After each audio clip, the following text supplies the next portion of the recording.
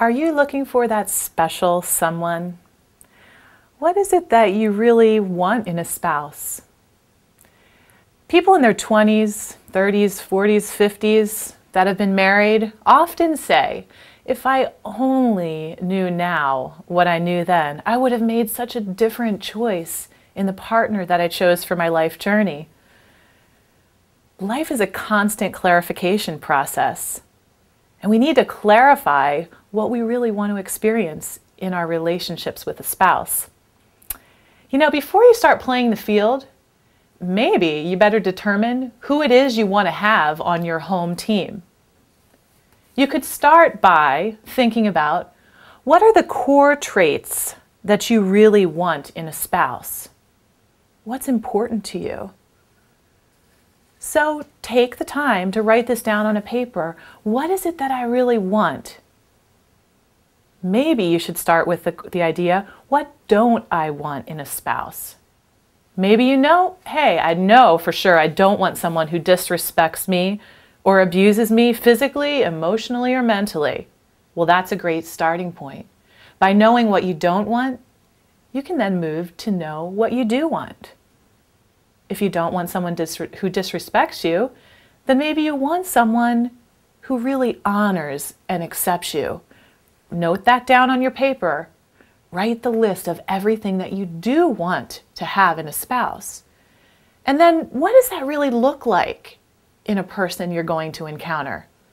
Maybe it's someone who's going to sit and really take the time to listen to you, who's going to care if you've had a bad day at work. So take the qualities you want and clarify them. It's important to know those traits that you want in a spouse. Another thing that you can do is determine the lifestyle that you want to live, both in your daily life and in your long-term picture. What are the important things that you want to have in common with another person? If you're physically fit and active and the other person's a couch potato, that's a pretty big difference. If you like to go to church and the other person doesn't, how would that play out in a marriage relationship? Figure out the things that you want to have in common with another person. Because after the love potion wears off and you don't have anything in common, it's not going to be a very happy situation for either one of you. What kind of lifestyle do you want to create? Do you want to have 6 children or 2? That's a big difference. How do you want to raise your children? Do you plan on traveling the globe or staying in your local area? These are all important things for you to think through and clarify. And do this now. Do this brainstorming, or should I say, do this heart-storming exercise to find out what is really important to you in a potential spouse. If you don't do this, then you can't complain later on. You have the time to clarify what you want now before you go further in a relationship. Don't fall in love blindly.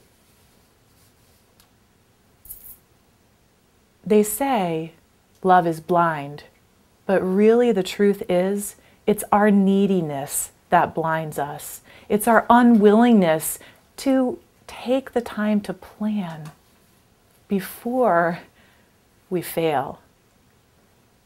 Sit this week, take some time, give an hour to really think through these questions. It's an also very important thing to remember that you need to know yourself too. You need to love yourself if you hope someone is going to give you love in return.